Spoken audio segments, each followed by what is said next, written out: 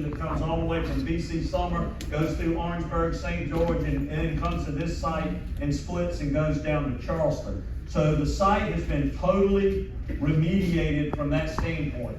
If you look at this as an existing substation, Berkshire Hathaway's gas line comes here and runs on up that right of way. It doesn't have the capacity to serve the size unit we had. It was able to serve those smaller coal-fired units that we had there at the site. Back over to the top right is our neighbor over there, Colleton State Park, that we've been there. There you see the Edisto River. Pay reference to this pipe rack that's going here is where we used to sluice coal ash across the Edisto River over to Dorchester. They did a lot of things back in the day we would not do today, believe you me. But just look at it as a point of reference, because that field right there has been totally cleaned of any contaminants, any coal ash, and guess what? The coal ash went to beneficial reuse.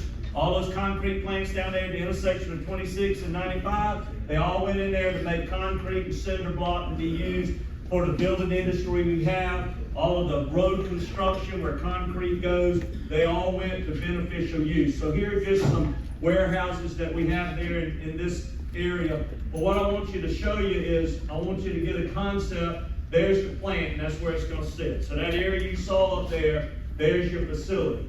Now, there's a lot of talk about what type of facility you have, and I want to put some terminology with you very quick. All right, this is the most efficient generating plant that you can build, period, okay? And these plants are made by either GE in the upstate of South Carolina, or they're made by Mitsubishi right over the border over in Savannah. So South Carolina hands have input into all of those. This unit that you see will utilize natural gas, and we call it a one-on-one, one-on-one, one-on-one. 3 one-on-ones. That's important. And I'll explain to you what a one-on-one is, and I'm going to show you more clearly here. But what you have here is you have this duct-looking thing in the front. It's got to have plenty of clean air. And then after you get the clean air, it goes in, and there right below here, laid horizontally, is a gas turbine. And that gas turbine is just like a jet engine.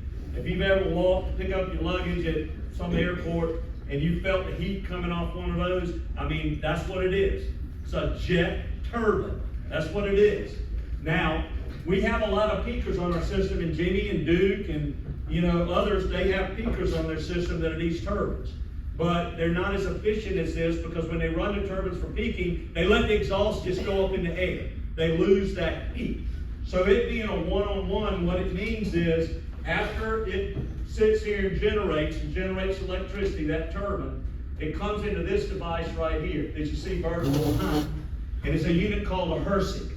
And what a HRSG does, it has duct firing, and it takes the exhaust off that turbine, and it'll duct fire it and blow more heat to it, and then it'll run it through a series of piping to these 3 white buildings that you see in front, and there sits a steam generator.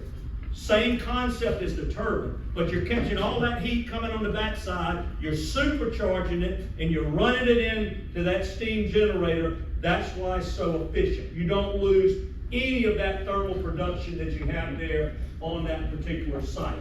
It's also very compact, very compact. I'll go ahead and tell you, we ran the calculations and presented it during the Kennedy's case. If you want to generate this same amount of energy, 2,300 megawatts, and you want to do it with solar and batteries, it wouldn't take but 63,000 acres, okay? It's very compact. If you're riding down Charleston I-26, look over there where Carolina Eastman is, and you'll see a stack over there. That's a 2-on-1 unit that we have, so that's called Columbia Energy Center. And so we already have this technology on our system. I like building an AP1000. We already have it on our system, and they already run. So if you just kind of scroll forward a little bit more, Catherine, I'm going to show you exactly, you'll get a better picture of it. But that's why it sits on the site. Where else would you put a generating plant? Anywhere. And I know people say, well, it's on the Ace Basin. Yeah, it might be in the Ace Basin, but I grew up knowing where the Ace Basin was, and I know where all the protected property is. But apparently the Ace Basin, Michael, it runs to Piedmont from that standpoint. So anyway, we ran a coal-fired unit there for 65 years, and everything that's precious about the Ace Basin has not been diminished because we're there. Why? Because we follow the director's instructions when it comes to air and water quality, stay within our permits, and you know, report anything that comes up, and we work with these agencies in order to move South Carolina forward, which is important. This is Jasper Generating Station. Don't it look a lot like what I showed you? Okay? The only difference here is not one-on-one, one-on-one, one-on-one. This little white building over here houses the steam generator. There's only one steam generator. This is a 3-on-1 unit. Being a 3-on-1 unit, you can really see it now. Here's your air duct. There's that turbine sitting right there spinning, just like that jet engine. Okay? We're catching the heat coming off the back into HRSG. We're duct firing it. We're piping it back over to the steam unit, and we get 1,000 megawatts of energy out of this Jasper unit. It's a workhorse on our system. And like I said before, that plant, it can produce 1,000 megawatts when it's dark, or when we have excess solar. We can dial that booger down in 20-minute increments into half its load, to a third of its load. That's the break. And then when all that renewable goes away, you know, when the sun sets, that's when you mash on that accelerator and you ramp it back up when people are going home. So, you know, I told you 49% of our generation and that April 8th day was renewables. Well, guess what? When the sun went down, it was zero. It was zero. So it's got to come from somewhere, and you can ramp these facilities up and down like crazy from that. So hence the terminology 3-on-1. Based upon the turbine, based upon the HRSG, based upon the duct firing, and how many steam generators you have. The advantage to Kennedy's being one-on-one, one-on-one, one-on-one, you can take any one of those units out of service to do maintenance on them, okay? And still have output coming out of the unit. With this unit, you're somewhat limited because anything that happens over here takes away from what you're producing with your steam generator over here. So that Kennedy's unit's going to give Santee Cooper and Dominion maximum flexibility, as Jimmy said, put renewables on the system, lessen our reliance on coal, other than peak times, because people talk about retiring coal. They want to retire coal. Y'all won't see me at these speaking engagements any longer unless I'm a contractor, because I ain't sticking around for the peak times we have absent coal, and that's just reality. Whether people like it or not, but it sounds good in paper, that's the truth. So anyway, this is Jasper. I'm going to run on to the next unit, and Jimmy's going to talk about how he's reconditioning an existing asset to take advantage of the efficiency that comes with this design. And this uses a heck of a lot less water, okay, uptake in water than those coal plants did. In fact, people were saying, well, you turn that water withdrawal back in. And I was like, I don't know if we're going to do that or not, Myra. But anyway, you never know. So, thanks, Keller. Appreciate it. This is our rainy unit in Anderson County. And first of all, I don't understand it. I know I'm an energy geek. So I don't understand this whole banana syndrome. You know, build absolutely nothing anywhere near anyone. Because I think this is beautiful. I think this is generation at dusk. I have this on my mantle right next to the picture of my grandkids. This is what it's all about here. This is our rainy station. As Keller said, we currently have a 2-on-1, but we also have 2 combustion turbines. They're not in this picture. It's over here on the right, but we have 2 combustion turbines there. We had the opportunity, the team identified a HRSG, heat recovery steam generator that was available on the market for us to be able to take advantage of. And so we grabbed it. And so what's going to help us get to when Kennedy is operating is by optimizing what we have. So we're going to be able to add almost 250 megawatts by putting a HRSG between the 2 combustion turbines over there. And as Keller explained, it just takes that heat and enables you to increase the output. What's interesting about that is it increases the output without requiring additional fuel. And so you're not running more natural gas. Now might there be, because we run it a little bit more often? Yeah, but that enables us to meet all of the peaks that we talked about, and enables us to integrate renewables everywhere we need to. That will be in place by the end of 2027. So again, we are very appreciative, the commission, very appreciative, Myra, of your team for the work that we've been able to collaboratively do in order to be able to get this in place. But that 250 megawatts is gonna be incredibly important. And if anyone else wants to put this on their mantle, I can get you. So with that, we'll turn it over.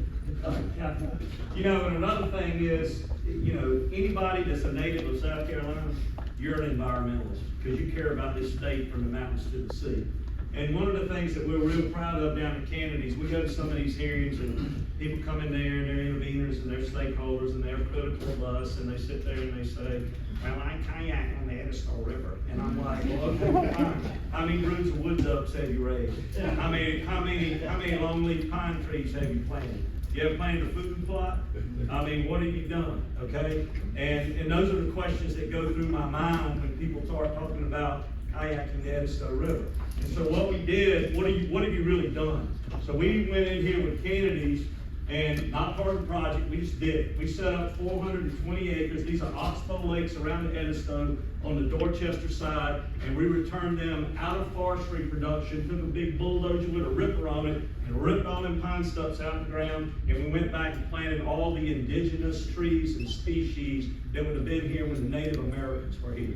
And look at this, that's that little yellow bird. I can't never pronounce it. He's like a tweety bird, like a promontory warbler or whatever. I know he's a little tired dude because he's a migratory from South America. But it's like a little wood duck box, and we've got like 52 over there. And what we want to do in these oxbow lakes, we've got to figure out how we open that up to create the true future environmentalists in South Carolina, where they learn what it truly means to be an environmentalist. Somebody who goes out there, like Brandon talked about, a lineman sweating and knowing how to work. How do they know how to go out there and really improve habitat and do something important that's going to be everlasting and long lasting? Because that mitigation bank that we have there, it's never going anywhere.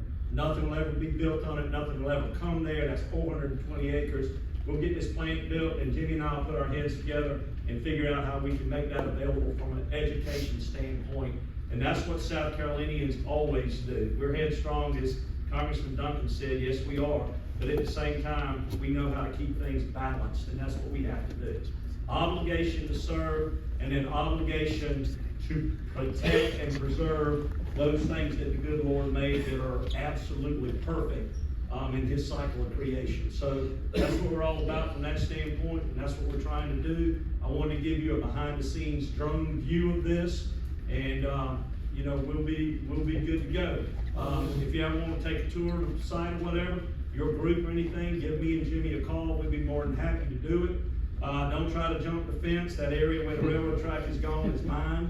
So don't come over there and that. I'm just kidding.